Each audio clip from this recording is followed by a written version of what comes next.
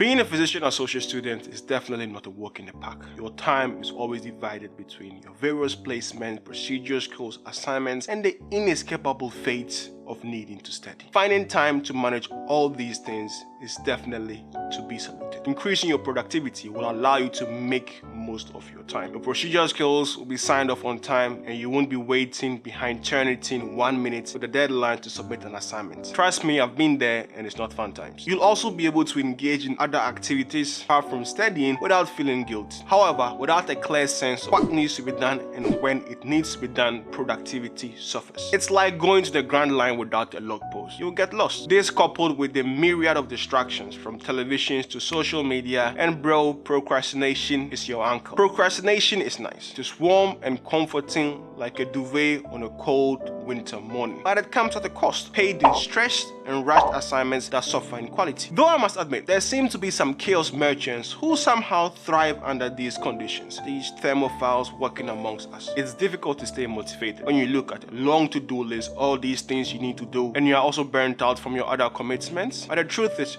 regardless of all these difficulties, the work needs to be done. It's either you find a way to become more productive or you acknowledge that you just flashed £9,250 down the drain. Nobody is giving you any refund. But don't lose hope, there is a way out.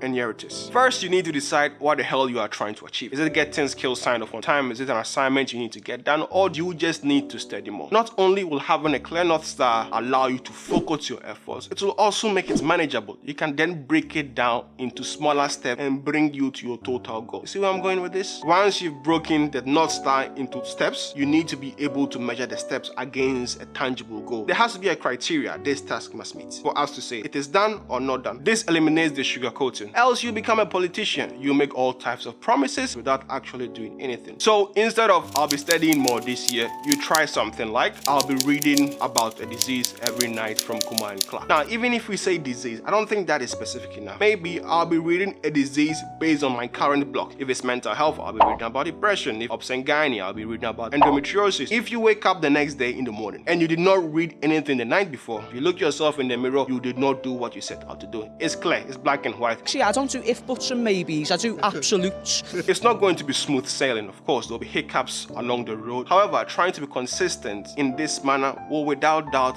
march you towards your goal. It's very important also to keep track of it. The still days will come. The moments will come, you'll be looking at yourself in the mirror, meandering through life thinking you are doing F4, nothing is going your way. If you go back and look at these days where you showed up, there's evidence of where you've been, what you've done, and where you are going. Your mind will play games with you, but when it's in black and white, numbers don't lie. We all have 24 hours to play with. Therefore, we need to make a schedule to allocate our time, else something will always come up. So block time off and secure that time.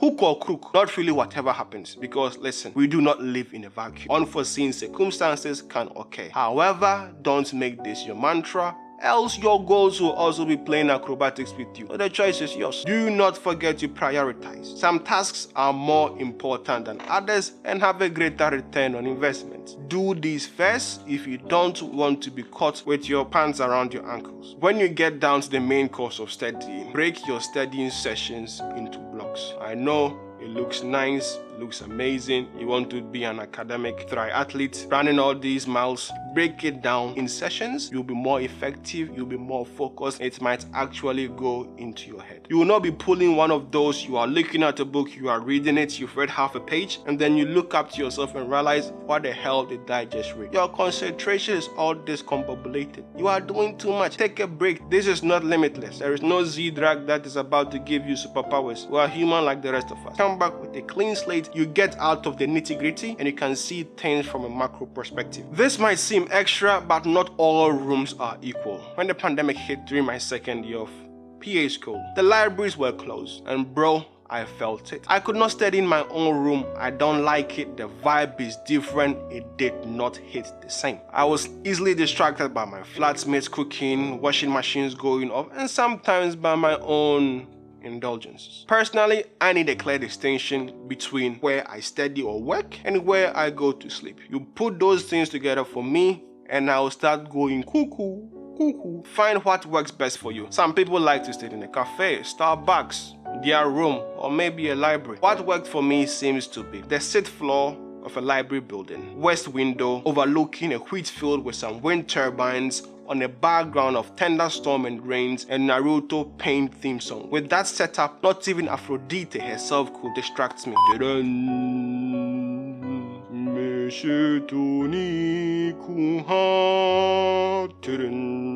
Hey, I got carried away. All these steps will allow you to make most of your time as a PA student. You'll be more productive. But it does not necessarily have to be a solo job. Find folks with a similar vision that will hold you accountable and call you up on your nonsense. You can learn from their mistakes, they can learn from yours, and together you folks will go further than you actually think. And once you've completed a course, we can have a sit down together. You can buy me a slice of pizza. Then I'll probably try to explain to you why all your assignments were taking forever to complete. Click on this video to find out. It's your boy Yoti, and I'm out. Salute.